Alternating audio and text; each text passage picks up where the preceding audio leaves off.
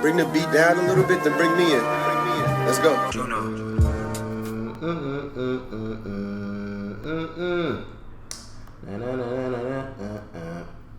know this don't sound as good as music I should be playing, but the music will be played right now, cause it's time for me to stay in my emotional bag. Yes, I like that emotional bag, man. Ooh, yes. Like I tell people all the time, bro. When mom was playing this, I knew there was rough times ahead. Dad done messed up, but we here though. I look like I could be in the video. You do, right? Yeah. Like you could be on the Carl Thomas video. Yeah. Wish I never I'd met just her. be in the back, like. Yeah, right. Wearing some bad boy clothing. Yeah, just some a little bit more shiny, and I'm just like, yo, bro, you would totally be in that. That's totally you right there. Straight up, bad boy, can't stop, won't it's like stop. shimmy a little bit in the back. Music videos back in like the early 2000s was like a main event. Oh, hell yeah. Yeah, bro. You know how many times I made like false promises that I was like calling to 106 in Park and I never called in? Oh my, bro, I never got in. Yeah, TRL. Yeah. And that used to be a thing too. Like 106 in Park used to actually sell tickets, like free tickets. And I was lucky enough to actually get the tickets, but I never pulled up. And I regret it. I really do, because I should have. But I was in high school and broke. Oh, I feel that. I should have did. And that shit was always in like it was Bronx deep somewhere. Yeah, right. But like deep in the Bronx. Yeah, and it's not like how I am now. Like I'm such a city lover. Like I'll pull up anywhere, no matter what. It was like I don't know. It's been years since I've been there, so I don't want to do it. That's one thing I will say. You said that you would pull up to the city, and you did. And most people now like that are still in Westchester are just like, yeah, I'll come through, yeah. Oh man, I'll hit the city up, and then they'll never come. Yeah, they don't. Like, and I think it also helps for me too, because it's like I work in the Bronx, and I also have a lot of work to do in Manhattan. Right. So it's like I'm used to that though. And you're more you're a creator. Yeah. And you like to be around that. I feel like the hustlers and. Oh yeah. Plus, there's a lot of dope spots in the city to go to work. Oh, for sure. Like I am like a Starbucks scout. Oh. Like, I go to Starbucks in the city, and I'm literally scouting and looking like, yo, can I do work here? Can I, like, rip off 4 straight hours of, like, working here? You got to look at some, like, these spots called The Bean. Yeah. The Bean, it's a coffee place. And now they're opening up new spots that are coffee places, but they're, like, small WeWorks. Yeah. So you'll have like charger ports at every seat and like all this shit. That is huge. It's actually by Union Square. They're almost open. I'm in Union Square quite a bit. Yeah. Let me go ahead and do the introduction for the show. Folks, what's going on? Welcome to an episode of Foresight. This is your boy Arden talking to you. This is episode 85. We are recording this on Friday, May 31st, 2019. Hope all is well with you guys. Make sure you're following us on all socials at Foresight Pod. Give us a fun and honest review and listen on Apple Podcasts, Spotify, SoundCloud, along with checking out the YouTube channel. Things have been pretty good. I have a very special guest with me, a good friend of mine, Luis Galloway, White Plains own, man. Thank you very much. I remember the interview that we did that I had on my Medium. Yes. That was really good. I actually, the other day, I was in my arrogant bag. And I Googled myself. Yeah. And that shit came up. And I was like, oh shit, bro. Yep. This was hard by. And we were talking about like cultural appropriation. Yeah, cultural appropriation. And that was like before cultural appropriation was like a fun topic to talk about. Ohio State days all that stuff. That was really good. I mean, I Google myself too a lot. Like I'll be proud when I like Google myself and I see like articles of me that I wrote pop up. I'm like, baby, I can give you 3 pages worth of Google fame. And after like a night out when you don't remember too much, you gotta Google yourself, try to make sure. That's how you wash away the regret. Yeah, you're like, yo, I don't remember, but yeah, I'm good. I think I'm good. You do that for a nice little night out. Yeah. And Luis, guys, is somebody that I've known since high school. We had an English class together. Yeah. We had an English class together. I know you for that. Playing football. Yep. You were friends with some folks that were like the athletes of the crew. So I remember always seeing you around for that. Yeah. But over the years, man, you've had such an evolution from that guy that I met at 16, 17 years old. You too, man. Yeah, I try to, man. I try to. So, like, I've seen the fact that in recent years, you've gotten into the arts via stand-up comedy. You've been hosting a podcast, which I listen to every week. It's a good podcast. Thank you, man. I do. Thank you, Shout out to you and Michael. Thank you know, plug the podcast real quick. Go ahead. Oh, it's at the SEL podcast. Facts. Go listen, rate. It's a fun little podcast. It is. More comedy, top line shit. It is. We'll have Arden on there. It is. We'll bring him all the way to Brooklyn. I will. Hey, I'll pull up. I will gladly pull up. And it's just been great seeing you in that space because it's gonna get us into where we're gonna kick off the show with. Just the fact that, you know, especially you getting into comedy. Yeah. And not many people know this, but like I'm really into comedy. Like I love comedy. I've spent many nights watching comedy specials and in a way studying it. Been to live shows. I've seen like my favorite comedian ever, somebody who I feel is arguably the greatest perform live. Who is it? Dave Chappelle. Okay, good. So like I've seen that, and I've seen your bits online, and I've seen you perform live. Yeah.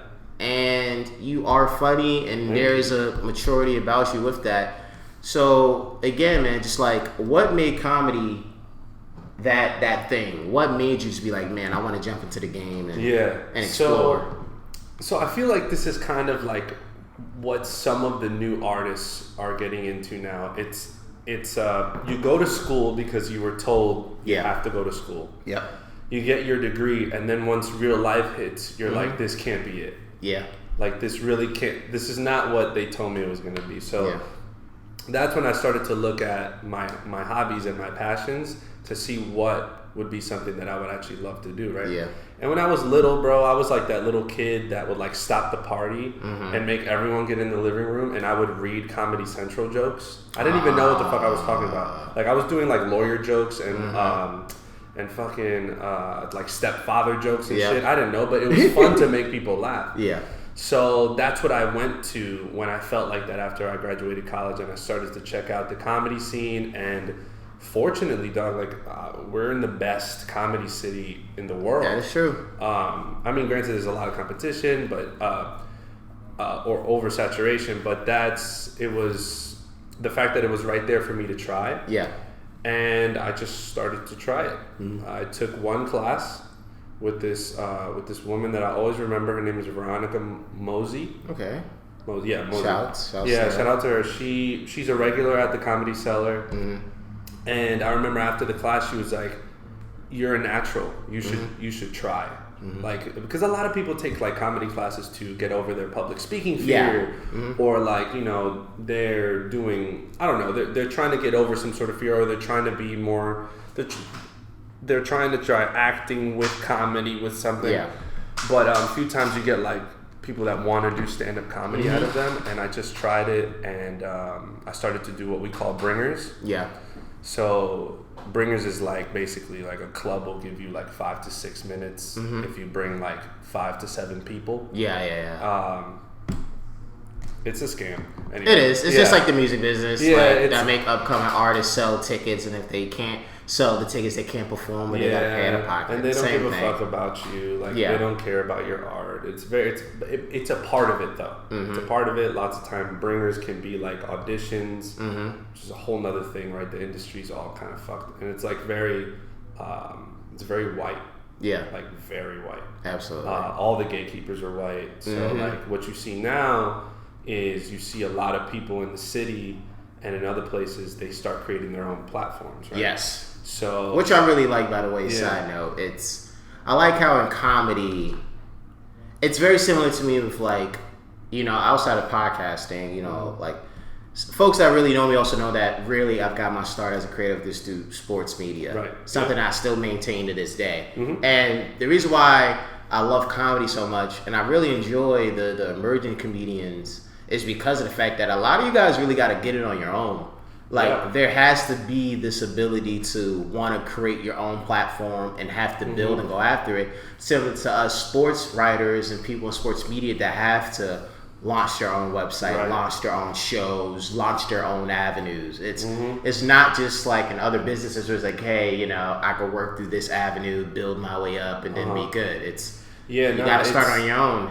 Yeah, a lot of people, like a lot of the older heads will be like, you know, you guys have it a lot easier because you got like social media and you got like this and that, etc. Like everything's more accessible for you. Yeah. But in turn, like almost the oversaturation has made it a little bit harder for you to stand out, right? Mm-hmm. And sometimes it is just about like staying on it. So like if you notice, like a lot of people will start a podcast, but it'll die after 15 episodes. Yeah, it's not easy. It's not easy because we're at episode 85. Yeah, fucking suck it. Represent.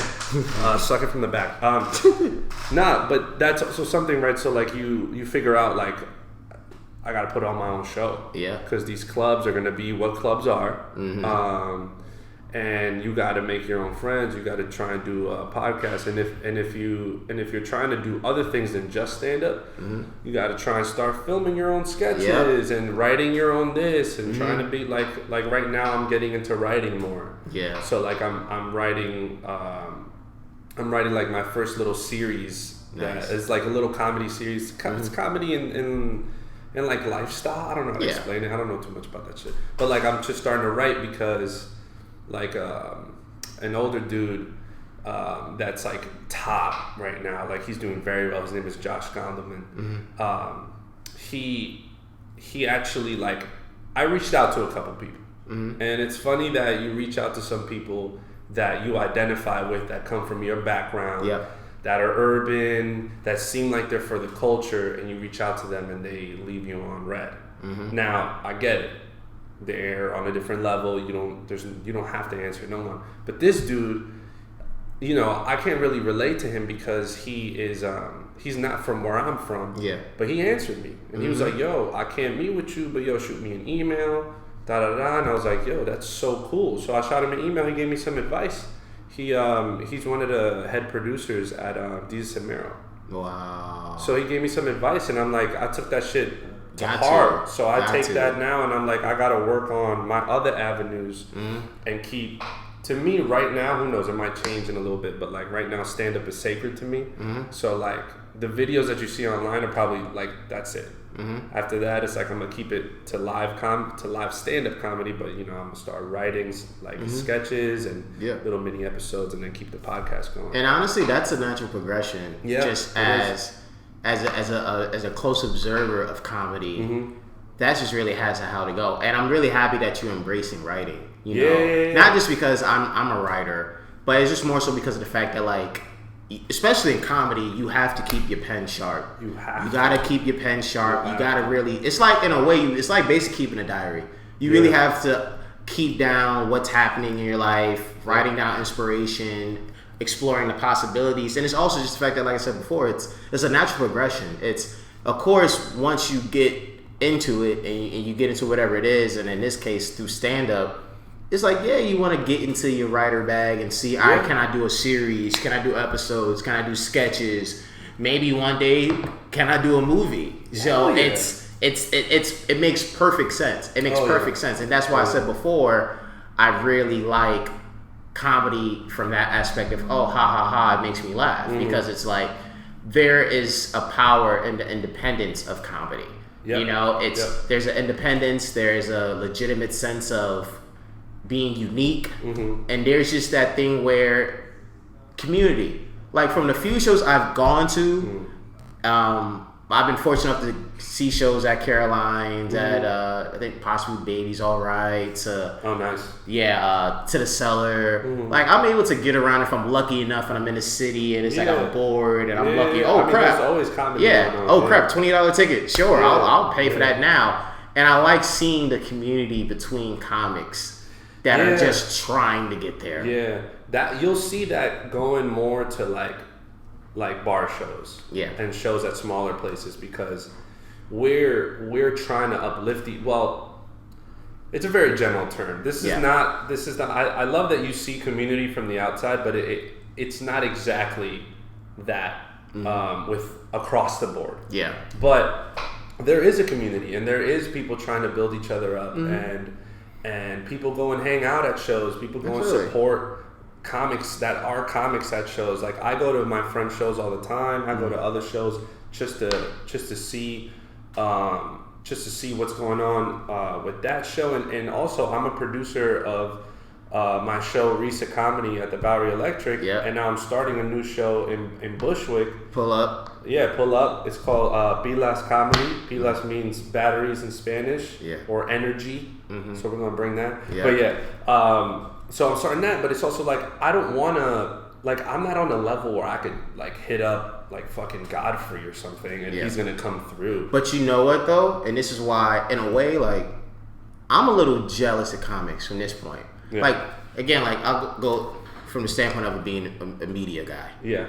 The closest I can get, if I'm lucky, is if I'm covering a game and it's oh snap, so and so from ESPN, and I might be able to dap them up. We might exchange words and stuff, right? And it's happened. Yeah. But in comedy, it's so ill because you could be at a show in the city, and this is real talk. Again, if you know comedy, if you follow comedy, you know exactly what I'm saying is true. You can literally be at a spot chilling, as comics say, I'm about to get this workout in. Yeah. I'm about to work out. You could go up there for 15 minutes, and next thing you know, motherfucking Chris Rock walk in. Yeah. Kevin Hart walks in. It's true. Chappelle, God knows whatever he does these days, can literally just be hey man, I was just in New York, just want to pop up. Yeah. That's why it's so ill, because it's yo, there's just that dynamic of yes, of course, there's the everyday, every night connections, fellow. But at the same time, you could literally share the same stage, back room, and drinks with basically a Hall of Famer. Yeah, no, and they'll watch you because they're such students of comedy. They'll be oh, who's this dude, Luis? Okay, I'll spend 10 minutes to watch him. Yeah, I'll even do the honor of what I'll do with my other A+ brother in this. Yeah, write down little notes. Here you go. Oh yeah, here's some notes for you, pimp. I saw what you tried to do there. That joke, that transition, that's so ill to me. Yeah, no, we definitely have that in that sort of sense. Yes. Yeah. Because you even look at the class of comics that I'm in right now, right? Once we go to another level, we all still share that love for each other. And then when we get to whatever level we're trying to go to, when we're back in town and we want to work, we're going to our friends' work. Yeah. We're going to their show, or people that we know that are going, if we see a lineup and it's oh man, all these people are going up, I would imagine when I'm at that level, I'd be oh, I want to drop by there to see them and hopefully go up too. I've had Derek Gaines. I don't know if you know who Derek Gaines is. Yeah, I've seen Derek Gaines. Yeah, Derek Gaines. He's on The Last OG. Super funny dude. And it's because I'm good friends. One of my boys, his name's Pockets. Pockets Graham, another good comedian. And he was yo, I booked him on my show. He was yo, I was with Derek and he wants to come through. Can you throw him some time? I'm of course. This dude's at the Cellar all the time. So it's that sort of shit does happen in comedy a lot. And you never know, man. You just right now, a girl that I know, I'm not really good friends with her, but her name is Natalie Okar. She's opening up for Mo Amer. Wow. And I assume that it was through, because she goes up at some clubs now. Yeah. So I assume it was just he maybe hit a club and saw her, and she's Lebanese, and Mo Amer I think is Middle Eastern, if I'm not mistaken. Might be butchering that. Yeah. But you have that connection with another comic, and you're yo, your shit would work great to open up for me. So it's because you think about it, it's yeah, I'm giving them opportunity, but I'm also making my show better. Yeah. I want a great female comic to open up my show, do a quick 15 up top, and then I come into my 45 hour. Why not? And you're giving back. Now, not everyone shares that sentiment, but we do have that, and that's what I'm trying to build. We got our show, we got another show, we got a podcast, got a couple other friends that are starting up a show, and it's we got to give each other opportunity, because a lot of the times these clubs aren't going to let us in, and it's not because I'm salty or anything about them not recognizing us. It's just they're the gatekeepers, and they're old, and they don't. Yeah. They're old white people. I hear you, bro. Or they're ex-comics. I totally which is fine. Listen, I don't knock them, but if I'm hitting this door, I'm not gonna wait in front of it. Yeah. I'm gonna try and make it around it. Yeah. It's the same thing with the writing, probably. It is, especially with this game coverage, going to games, because it's such a big deal. It's such a big deal because part of it too is also just it's something that is also very oversaturated, and there's so much competition, and you're fighting in this sea of people to try to stand out and be visible. You need every advantage possible. So for me, at the previous levels I was at to even now, a thing that helps me stand out is the fact that, Arden is covering games. Like, all right, he's at the Garden. All right, he's at Yankee Stadium. He's at MetLife. Like, those things really help me out a lot. Yeah. So you just need that, because a lot of folks, and I remember talking with a friend about this, how there's a lot of people out there that are super rich, that are super famous, that none of us know. That doesn't mean that they're not that. And even for us at this point, we are legit. Like, we put resume with resumes, everything we've done, maybe the people that we even know. It's like we're as legitimate as they come. We're like technically qualified to get into these places. Yeah. It's just, you just don't see it as somebody that's the gatekeeper, or somebody that could let me in, because you're just not willing to do the research, or you're stubborn in your own ways. Yeah, and it's also about, like, you come up with your people and you end up giving opportunity to your people. Now you have this new wave of talent, right? Mm-hmm. Just within the arts, I guess. Let's keep it general. Yeah. That has ascended a little bit quicker than the last. Yeah. Than the last class, or 2 classes ago more. But it's like, didn't y'all do this to pave a way? Yeah. So why are you mad at me that I'm here and I'm showing what I got, but you're like, no. Like, those people that get turned away, they're like, how many years you been doing this? Mm-hmm. And I'll go 2. And they'll be like, oh, see you in like 2 more years. And it's like, got it. Don't worry about it. Like, I get it. Like, the more years a comic has, the way better he is. Mm-hmm. But if you see raw talent, or you see someone that truly impresses you, why not give them that opportunity? Like, these clubs are dying. Absolutely. Except for the Cellar and Caroline's and shit. But these other clubs, like, now they're starting to get other people to produce shows that are comics within, because they can bring in the crowds, but no one's trying to go and pay out of pocket, like, with the 2-drink minimum and all that shit. I like to say that too. That's crazy, bro. That adds up. They knock you over the head with $50, bro. Mm-hmm. And you're seeing comics that you don't really know. Yeah, or invested in, but like with these produced shows, you got comics that are passionate about their own lineup, so they'll bring in the people. The cost gets a little reduced, but you get more people in the room. So that's the sort of way to, like, build this community up. But it's also, like, I feel like the rappers too, like, even in the music industry, like, it's like, oh man, this dude blew up in a year from SoundCloud. I was doing this shit for 15 years. Yeah. And he has more plays than me. Mm-hmm. But it's like, bro, it's the natural progression of the industry, of the art, of the medium. Mm-hmm. So, like, you can't, I get it, like, you can feel a certain type of way, but don't, other people getting bread doesn't affect your bread. Exactly. You know what I'm saying? Or eating, like, other people eating at the table, you still get your food. Mm-hmm. Why not bring that person in and be like, yo, let's eat together. Yeah. Let's both eat. Like, I'll be in the back because I got this experience. Why not give this young dude a little bit of advice and catch the train with him? Mm-hmm. Why not? But it's hard, though. It's hard, especially when you're not, like, the typical white comic. Yeah. And people just don't really have perspective. Yeah. Not many people have that perspective. And before we change topics, I do want to talk about, like, favorite acts that, whether we, like, see in person or just watch live. Okay. Like, I think I may have mentioned it before the show. I know for me, like, my all-time favorite act, always and forever, is Dave Chappelle. Oh yeah, he's amazing. Like that's my guy. He's amazing. I had the great privilege. I call it a privilege. I had the great privilege of seeing him perform, like, about 2 years ago. Yeah, it was during his residency at Radio City. So I had already made plans to see him. Yeah. It wasn't a matter of if, it was when. Yeah.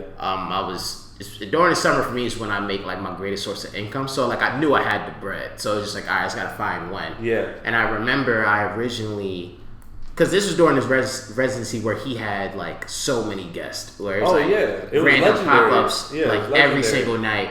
And the one show I was actually targeting was him and Childish Gambino, aka Donald Glover. Yeah. Because for me, outside of Drake and Jay-Z, Gambino's like my top 3 most influential in the arts. You know, bro, he's a goat. Especially with like music, because around the same time I was following Drake has been like the same time I've been following Gambino. So I'm like 11 to 12 years in with my fandom, and they've like influenced me so many ways.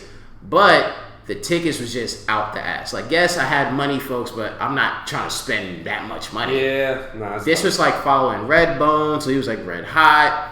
But crazy enough, because I'm a StubHub god, I was able to find tickets for Chappelle, and on the night that I saw him, Chance the Rapper was his performer. Oh. And I saw Jon Stewart, Hannibal Buress. Hannibal's great. I think I saw Mo as well there. Mo's great. And yeah, I most saw, of his friends. And I saw John Mayer.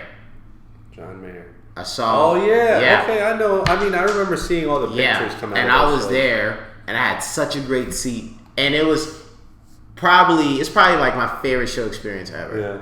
Because with Chappelle, man, and Chappelle's like my guy who I will watch like YouTube clips of. Oh yeah, man. Every day, all day. Like, I know what that's like. There's like one video where it's like just 18 minutes of behind the scenes Chappelle show where he's working on bits in front of the audience during outtakes. Oh, and shit. I haven't seen that. Yeah, this is like 03, and he's telling a joke about like when the Yankees and Red Sox were facing each other, and like the manager rushed Pedro Martinez, and he was like, everybody's all trying to bum Pedro for kicking that old man in the chest. He said, I would have done the same thing too. He's that old man rushing. He's not supposed to do nothing. He's Puerto Rican. Yeah. You gotta know that. He's out to kick that old man in the chest. This is for Rosa Parks. Bah! That's how you know someone's a true fan, when they can say the bit. Yeah. Like word for word, bro. Yeah. I have comedians that I can do that too. Yeah, like Chappelle's my guy. Hannibal has been up there in recent years. Who else? Those are really like. I really want Gambino to get back into comedy, because this last full one was really good. Well, when you think about it, he is doing it. He's just doing it through a different medium. Yeah, he is. Like, I don't know if he'll go back to stand up because I just think he doesn't have time. Yeah, but it's beautiful to see him get to where he got, because that is what, in my opinion, we should be going for. Exactly. As young creatives, like, we are in an age where we are all like pluralists. Mm-hmm. Like, we have our writing, we have our audio form, we have performance, but then you see these dudes like Donald Glover, and like I'll even compare him and Virgil Abloh as almost the same type.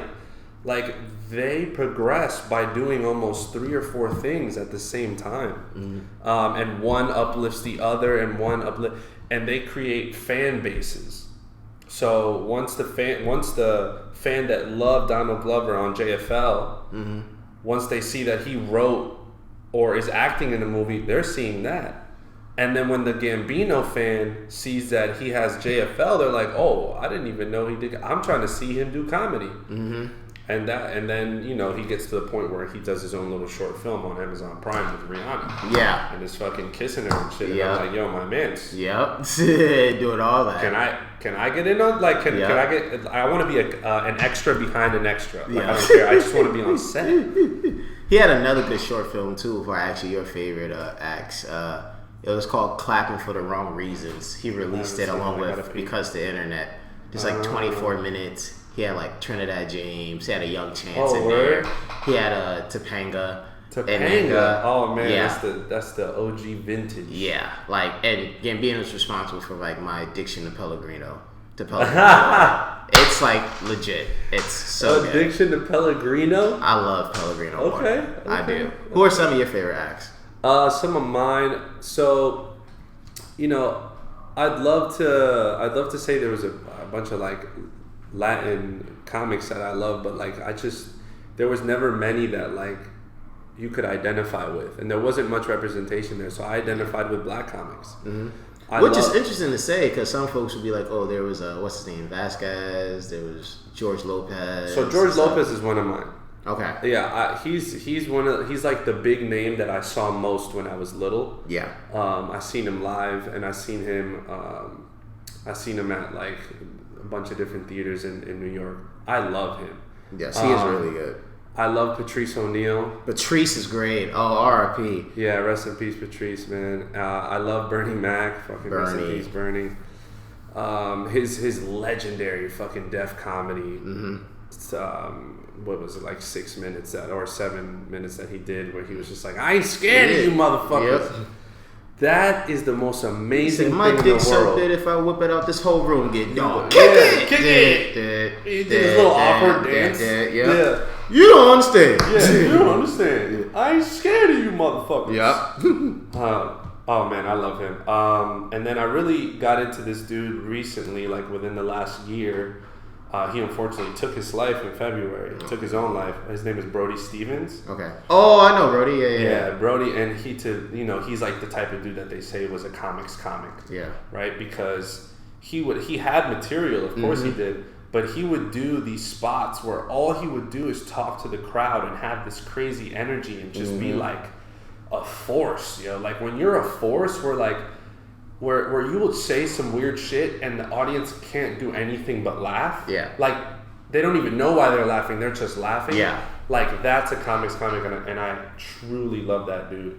And then George Lopez, like I said before, those are like my top 4. I always loved Dave Chappelle. Yeah. I always loved Dave Chappelle. But I never related to him because I felt like he has this voice, and every time I hear him, I'm like, I just can't be that. You know what I'm saying? Like, his voice is so unique. Yeah, I can't be that, and he's just such a fucking mastermind, bro. But yeah, man, there's also a lot of dudes right now that are coming up that I'm really big fans of, man. And they don't got that much shit out, but no, there's this dude named Usama Siddiqui. Yeah, he's what is he? Let me also give he's from Bangladesh. Let me give a shout out because there was one comedian at your show that I went to. He might have been among the last. I don't know. I don't want to sound racist. I don't know if he's Indian dude. It might have been Usama Siddiqui. He was hilarious. He did the dubstep shit. He was his white jokes, his white voice. Like, totally, dude. Yeah. Get out of pocket, dude. That's him. He was really funny. Let me also give a quick shout as well to the OG Bill Burr, whose podcast I listen to. Bill Burr, Trevor Noah's stand-up special I've seen multiple times. There's just guys like I could go like on and on about guys like that. Freaking who else is? Oh, Michael Shea. I loved his stand-up. Michael Shea, yeah. Yeah, those guys. I mean, like you said, too, Hannibal Buress. I fuck with Rojo Perez. He's this dude that's coming up. Ricky Velez is fire. If y'all don't know, Petey Abreu. Okay. He's fucking dope, man. And he's for the culture. Like, he's up there hood as fuck, and I love it. Like, I love it. Like, he did his last 30 minutes, and he calls it a dead-ass half. And he has a whole joke about how he explains what dead ass is. And I hate him for it because I'm like, man, I wanted to do a joke explaining dead ass. But like, he got it. That would be something in your arsenal. So now you can't touch it when someone else does it. Like, up on a big stage, you can't touch it. But yeah, no, Usama Siddiqui's a real big dude coming up. Like, he's so funny. My dog, Rufat Agayev, dude, that guy's so funny. And then you got a lot of really strong female comics coming up. Yeah, his females are really starting to like this girl named Julia Shiplett, Mary Beth Barone, Sydney Washington, Mary Faustin. Actually, Sydney Washington and Mary Faustin, like, I don't know them that well. I just met them once, really, and I'm not having them on my show. But they have their own show in Brooklyn, Sundays at 9 p.m. It's one of the best shows. Nice. Every Sunday at 9 p.m. One of the best shows in the city, bro. It's so fucking funny, bro. And they're so sassy. Yeah. And like the pettiness comes out, and I love that shit. Yeah. I eat that shit up. I'm like, yes, let's all embrace our most petty selves. Hell yeah. On stage. It's healthy. Yeah, it's extremely healthy. And now you hold all that shit in and then you fucking snap on something. My man Drake had a great petty moment last night. All throughout the game. All throughout the game. Span but what he did on Instagram after, where he posted the video with the lint. You know that Drake had to go and find some lint after that, right? Yeah. Because in the video, he takes the piece of lint and he throws it to the floor. Mm-hmm. So that means after this is the level of petty god that he is. Mm-hmm. He goes to find some lint. Yeah. And he's just like, this is it. Username Draymond shouldn't wear 23. That was funny. Then he covered his tattoos, his Kevin Durant and Steph Curry tattoos. I was dying laughing at that, but he was having a ball. But before we talk about Drake, let's talk some music and want to talk Cardi B. Price. Yeah, obviously that song has come out. Obviously, I have it up, so of course we can play that a little bit. But the reason why we're talking about Cardi is because Cardi has not gotten any sympathy from the general public who care about the fact that, she had a child. So the reason why I'm saying this is because of the fact that Cardi has been canceling shows because of the fact that she's recovering from plastic surgery. And her comments because of those recovery is this: I hate canceling shows because I love money. I'm a money addict and I get paid a lot of money for these shows. Like, I'm canceling millions of dollars in shows. But, that's a serious quote, health is wealth, so I have to do what I have to do. My breasts have to freaking heal, and it is what it is. And people have been slandering Cardi online because they're like, oh, Cardi, you know what it was when you made the decision to get the boobs. And she had another quote in which she said, I'm not like you everyday people. I'm an entertainer. I have to do this 24 hours a day, so I just can't have the time to do whatever it is that is known as recovery. So, Willz, should we feel bad for Cardi or nah? No, we shouldn't feel bad for Cardi because of her explanation. Okay? Elaborate. The only reason I say that is because if she would have come out and she would have been like, listen, you guys are doing what you do to all entertainers. Yeah. You guys forget that we're human beings. Yeah. That we push our bodies to levels where we'll perform and you'll have no idea that I passed out right before I got on stage, but I still got up there for you guys and for the money, obviously. Yeah.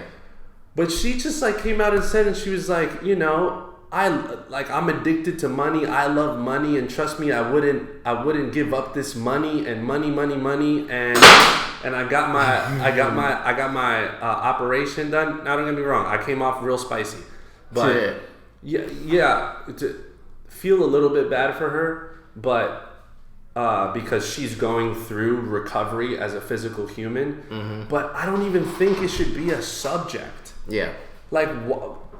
Why is it so bad that she'll do? It's just not like she's not going to do these shows. She's just having to do them later on a different date. Yeah. Because she's contractually obligated to show up and do a show. Now, there's probably a clause in there for health and shit like that. Yeah. But she'll come back. But it's just everyone wants to focus on the fucking negative, bro. Yeah. Everyone loves negative. Everyone wants to. I feel like either the world loves Cardi or they slightly hate her, and I don't like that. Yeah. Either love or hate them. Yeah. But don't slightly hate her. Yeah. If you're gonna hate her completely. Yeah. But they slightly hate her. They're like, oh, she had to go get a boob job, and she knew she had shows, and it's well, yeah, she's a person, dog. Yeah. If she's your favorite artist, then shut your mouth. Yeah. She's fine. She just came out with a new single. Yeah. Which is okay in my book. Yeah, it's okay. Yeah. But yeah, press is okay. I pressed played on it, but it was okay. There were some fans that were like, oh, what is this? I don't get this Cardi. And it's guys, you joined late. This is Cardi 3, 4, or 5 years ago. Yeah. This is what she sounded like. And it's also everyone loves a hood bitch until she gets real hood, and then they're like, wait, that's a little too much. Exactly. I didn't what? It's the minority that shows that they're actually a minority. Even when they Yeah. Are her boobs fitting in those? Yeah. No, it's like, bro, she is a hood chick. I honestly, I feel bad for Cardi. I do. Because I think for one, it's super easy to slander Cardi because, let's face it, she's not the best communicator. She's not the best speaker. No. So it's super easy to just like get triggered by what she says. But at the same time, I felt for her because I saw this. Honestly, I saw what was like a terrible take on Twitter where somebody quote tweeted, and of course it had to go viral. And where somebody was like, pretty much compared Cardi to Beyonce, like, oh, like, well, Beyonce went through pregnancies and she went through this, that, and the third. And I'm like, this is a terrible take. I'm like, horrible. Here's what you got to understand between a Beyonce and a Cardi. Yes, Beyonce went through a lot, but you also know what Beyonce could do at this point of her career? She can pick and choose when she wants to perform. Somebody like Cardi, even though she's red hot, very popular, she's not at that point yet.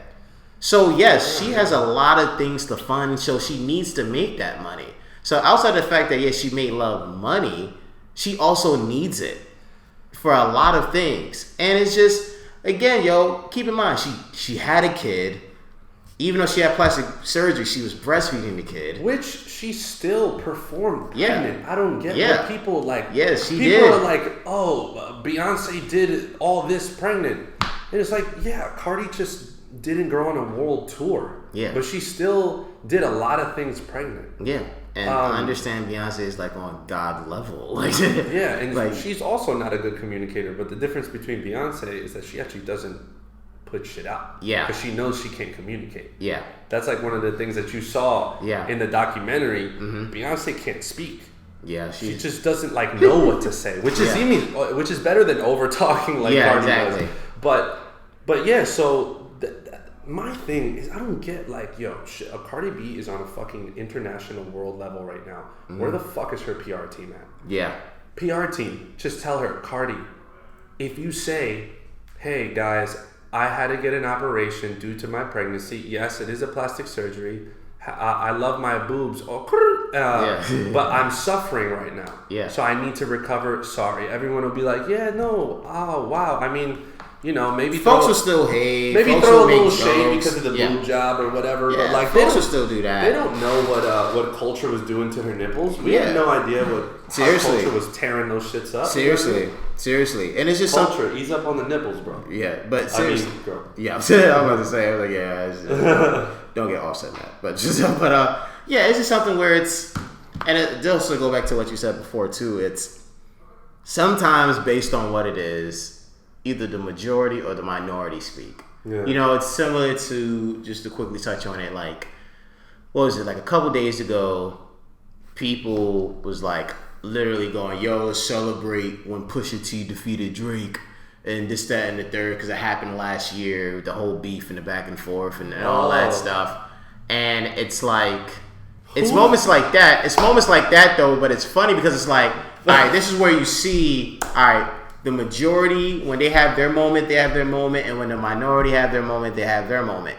So I just think it's one of those moments where for Cardi, it's like, a lot of people are gonna want to come out. Plus, there was the whole thing with the whole video about, Cardi might be a rapist and things of that nature. Okay, I don't play with that topic, so I'm like, listen, man, that ain't. I have to say something about that. Okay, if you are, can we also see who we're defending here? Okay, we're defending someone that legitimately thought that they could go back to a hotel with a stripper to have sex with them, and they got.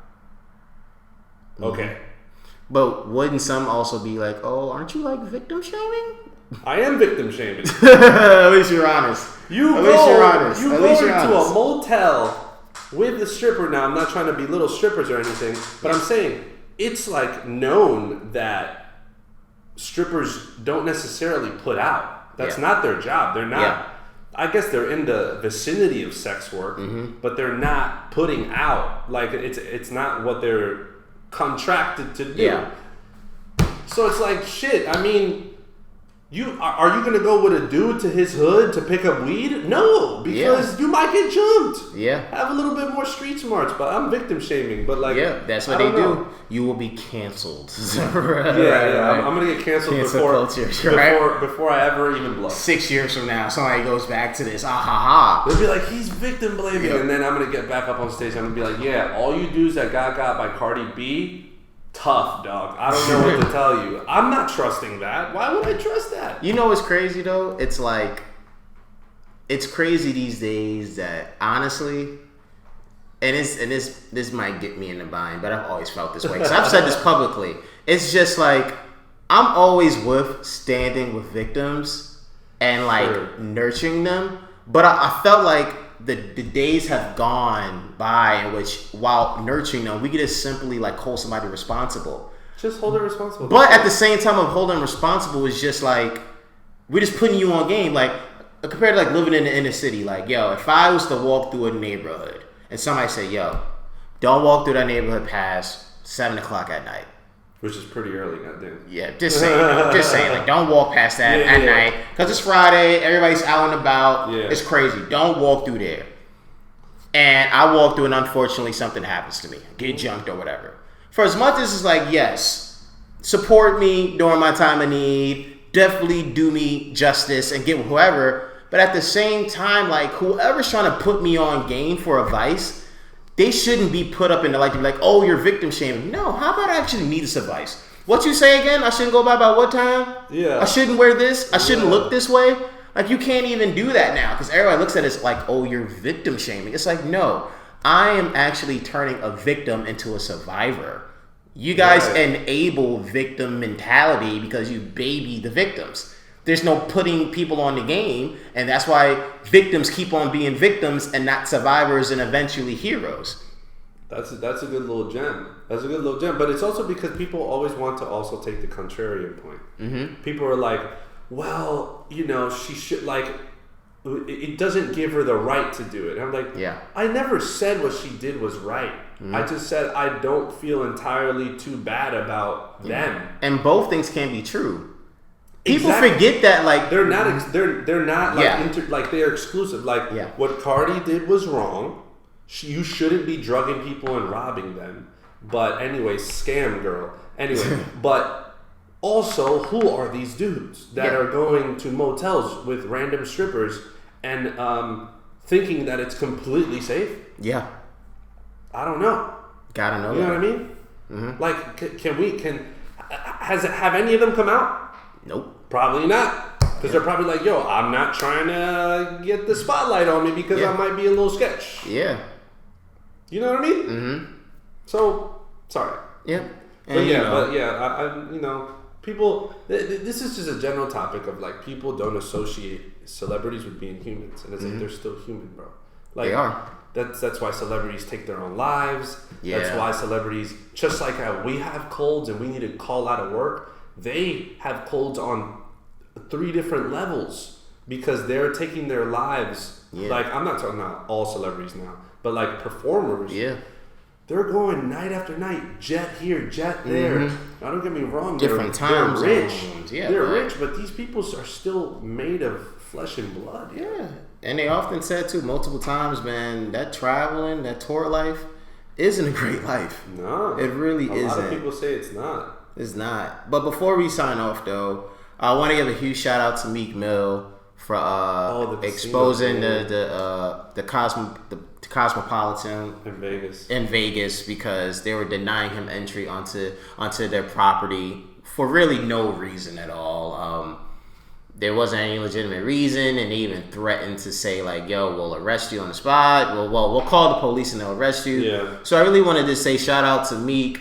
And a reminder to all the minorities, especially us brothers and sisters, man, not all the time you gotta take your money to these white establishments. Facts. Sometimes you gotta chill on your own. And the biggest way to really hurt them is to, again, you gotta hurt their pockets. You know what I'm saying? Like me going to this back and forth, and I heard a great point from the Joe Budden podcast the other day, which is, you gotta think of this. Meek is speaking with the dude who's telling him no. You gotta understand, chances are you speaking with a dude that's telling you no, that was told no by another guy, and that guy was told no by the top guy on top. Yeah. So it's like, why really argue with this bottom level dude? Like, you got still 2 or 3 more people to go through, and what point does it get you? They clearly have something against you for a reason, and you don't need to give them your time, your money, your visibility, because you already know they would spin that into, yo, Meek Mill was here. It's like, don't do that. Like, so I want to give Meek huge kudos, along with giving a huge kudos to Drake, because apparently Air Drake, the plane, the big ass plane that I told people a few episodes ago that, hey, if they had applications for flight attendants, I would easily apply, because I'm stepping foot in that goddamn bedroom he got. He told us on sicko mode, man. 757, man. That issue double bedrooms, man. And I seen the bedrooms. They're real. I would apply just to step foot. Apparently. So you would apply to step foot in Drake's bedroom? Hey, yo. I'm doing it. I'm not homophobic. Yeah. I'm stepping in and I'm taking pictures. Yo, shorty, we here. Drake apparently got the private airplane for free. Yeah, but it's also not a jet. Like, people think it's a jet. It's a big ass plane. It's literally a plane. It's a plane. Yeah, it's big. Apparently he got it because the company basically believes that the publicity will be worth it in the long run. I'm sure it won't be. That's how they feel. The entire plane is worth up to $200 million. That's why. All Drake has to do is travel around the world and take flicks for Instagram. I'm reading it. I'm reading it on double XL. But what I'm saying is, who's following Drake that has $200 million in their back pocket to be able to afford a Boeing fucking cargo plane, dog? Unless this place is trying to sell sneakers, I don't know what type of units they're moving. Hey, man, he told us. I should have listened. I should have recognized he would have said 767. Dude, when Drake says something, he does it because he's filthy rich and he's petty. Okay. 767, man. That issue double bedrooms, man. I was like, wow, that's a nice little bar. That's a big ass plane, bro. Actually, I would love to like connect with whoever CEO that is and be like, yo, I would love to see how many units he pushed for you. Yeah, like seriously, right? Be like, all right, let's really see. Can I see what the units are with this? Are you giving him a unique purchase link? Because we're trying to track this. Who the hell is following Drake that has that type of cash? I got it. Hold on. It's like, oh. Hold on. Where is it at? Imagine it's like, oh, Drake just posted a plane. I think I'm gonna go ahead and buy that. That's crazy. He really told us the double bedrooms, bro. Oh, I gotta bring that back. Hold up. You could just play the whole song. That's crazy. What would you do, Gianni, if you got an airplane with double bedrooms? What would you do? Would you have sleepovers or wouldn't you sleep? What is a double bedroom? Hold up. See?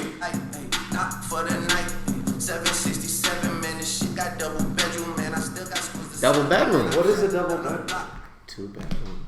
Just 2 bedrooms. North, south, east, west of the plane. Pat out. That's how we get down. That's just offensive to us. I dream. I got a 2 bedroom in Harlem.